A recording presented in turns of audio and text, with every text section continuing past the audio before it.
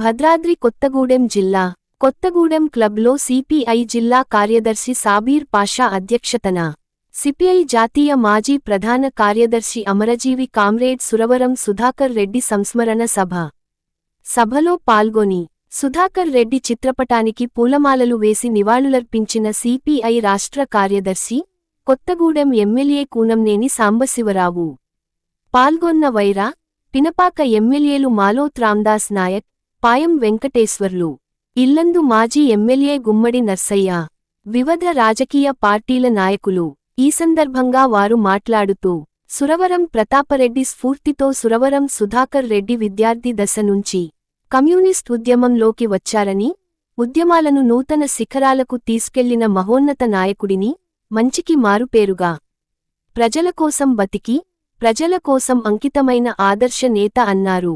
అంకిత భావం త్యాగానికి ప్రతీకగా సురవరం నిలిచారన్నారు.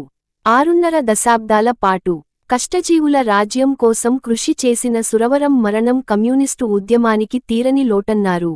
సుధాకర్ రెడ్డి తెలంగాణ ఉద్యమంలో కీలక పాత్ర పోషించారని వివరించారు. సురవరం సుధాకర్ రెడ్డి సిపిఐకి జాతీయ స్థాయిలో ఆంధ్రప్రదేశ్ నుండి నాయకత్వం వహించిన రెండవ నాయకుడు. ఆయన 25 సంవత్సరాలు సిపిఐ ప్రధాన కార్యదర్శిగా పనిచేశాడని తెలిపారు. సురవరం సుధాకర్ రెడ్డి సంస్మరణ సభకు సిపిఐ పార్టీ శ్రేణులు భారీగా హాజరయ్యారు.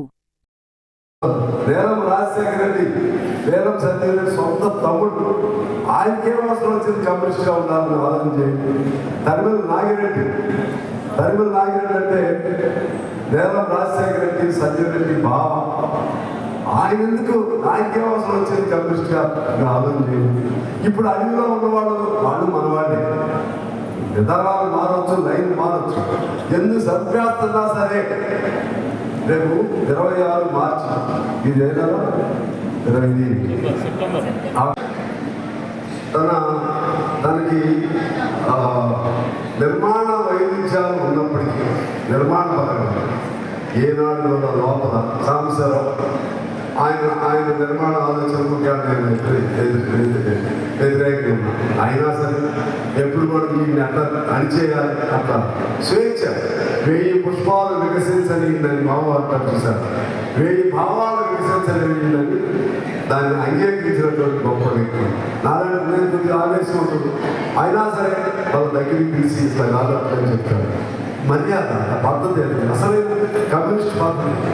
ఆ రోజు ధర్మపేక్ష కాదు, లేకపోతే ఇంకా చాలా మంది వాళ్ళు ఉంటే చంట రాజేస్తున్నాడు. వాళ్ళు చూస్తే వీళ్ళు కమ్యూనిస్ట్ అనేది బిగినింగ్లో వీళ్ళందరూ నిప్పులు ఆయన పేరుతో మనం ఈ సంస్మరణ సభ కొత్తగూడెం కాంగ్రెస్ చాలా సంతోషంగా ఉంది.